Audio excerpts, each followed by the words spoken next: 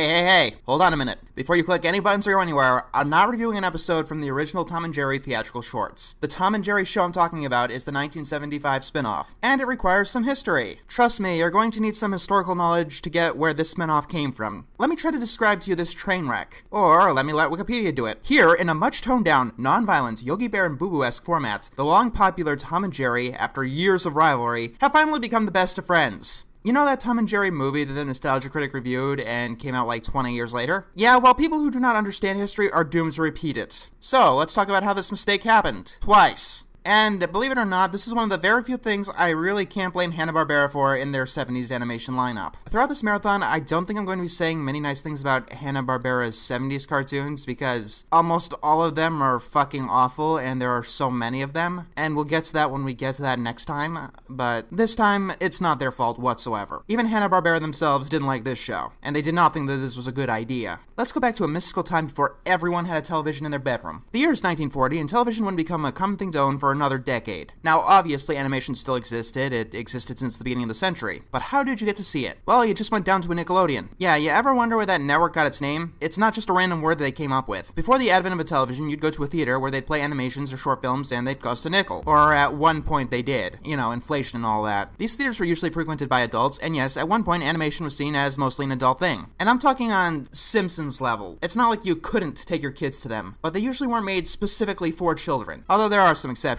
Things like Tom and Jerry's slapstick was widely acceptable, as were forms of humor that kids might not get. Fast forward to television. What changes? Well, let's start with the fact that television was originally advertised as a way to keep your kids quiet, and since it was in the home, kids could watch it at any time. On top of that, making animation specifically for television wasn't exactly more expensive, but you'd get far less of a return on your money. You had to cut corners in any way possible, or else you'd end up losing out. You know how some companies ended up guaranteeing returns on their investments? Clutch Cargo literally superimposed lips over still images. Yes, it was a real thing. And yes, it's freaky as all fuck. Basically, only kids were willing to watch this made-for-TV animation, with some exceptions like the Flintstones here and there. And over the next few decades, animation was established as something only for kids, something that you grew out of because it was generally stupid and terrible. And as you know, something that's only for children must have a shit ton of regulations. Parents groups held a lot of power in the 60s, and especially the 70s. Violence was not allowed at all. The rules were very strict. Actually, that's not even half of it. Besides not allowing the cartoons to say the word die or death, they had rules like the complainer is always wrong. They got to the point of attacking individualism. Even conflict was removed from cartoons. Yes, parents essentially wanted every show to be G3 MLP, and this is only one of the problems of 70s animation. And it won't go away into the mid-80s, with toy-based cartoons, believe it or not. People always seem to complain about these cartoons being made to sell toys, and while it's no longer relevant in this day and age without cartoons selling toys, cartoons may have been like they were in the 70s and early 80s, until something like digital distribution came out. They would have been cheap as hell and bland as shit. So yeah, showing the original Tom and Jerry shorts on television was out of the question. And at this time, Hanna-Barbera was not doing very good. They were definitely turning a profit, but their hit series were not as common as they were in the 60s. They had only a couple of 70s shows that lasted more than one season. And what was worse is that they were clearly running out of ideas, and running their franchises like Scooby-Doo and the Flintstones into the ground. I mean, trying to get Tom and Jerry to television like this seems more out of desperation than anything else. I can tell that it's desperation because the episode I found, Castle Wiz, is basically a Scooby-Doo episode with Tom and Jerry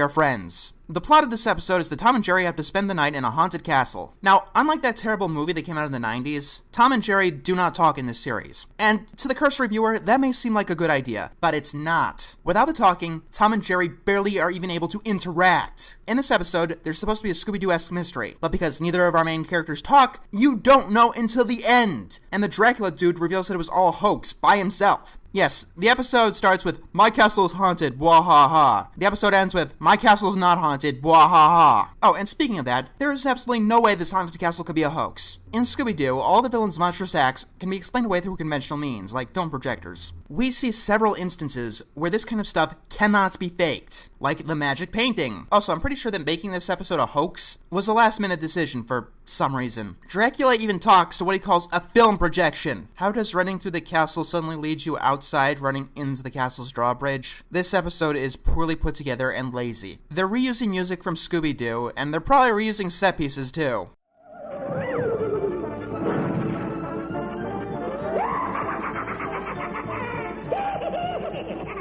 I'm sorry if this review sounds distorted, but this is a Tom and Jerry episode with no slapstick at all. Fused with a Scooby-Doo episode with no characters. It's dull as shit. And because Tom and Jerry can't talk for most of the episode, all you hear is a ghost laugh on repeat. It gets grating. And it's fucking annoying. This episode isn't engaging in the slightest. And from what I could tell, kids at the time did not find this engaging in the slightest either. Oh, and apparently Tom and Jerry can talk. They just didn't want to hire fucking voice actors. This is the worst anything related to Tom and Jerry I've ever seen. I mean, even if you can't do slapstick, there are other types of comedy. Yes, this is worse than the Tom and Jerry movie. Hell, I think it's even worse than G3MLP. It is that neutered and that fucking boring. Like I said, this particular episode does the Scooby-Doo shtick, which is a stupid move when your main characters can't talk and can't convey the mystery to the audience. Not that this would be a good mystery anyway. There would be only one suspect. This episode was one of the hardest to talk about yet, because there's so little worth talking about. I'm almost sorry for complaining about vulgar shows being vulgar just to be vulgar. Almost, I haven't gone crazy yet. But my god, people complaining about your cartoons being too censored today are fucking spoiled. With parents groups lobbying to get shit like this on television, we did get a few good educational shows like Fat Albert and the Cosby Kids or Schoolhouse Rock. And while those shows are pretty awesome, and I'll be talking about both at some point, I do not think that it's worth pigeonholing the medium like this. How did we get out of this mess? It's a long and convoluted story that involves both Ronald Reagan and John Kricfalusi. Have fun figuring that one out. Join us next time when I pick a more animated level of bad. Oh yeah, we're going there. Next time, you're gonna join me in the realm of bizarre 70s spin-offs. I'm talking about the Robo Stooges, I'm talking about Josie and the Pussycats in outer space, the Partridge Family in the future, the Flintstones meet the Thing, and a bunch of other crap that sounds like I'm making it up, but I swear I'm not. They actually existed. I'm so bored,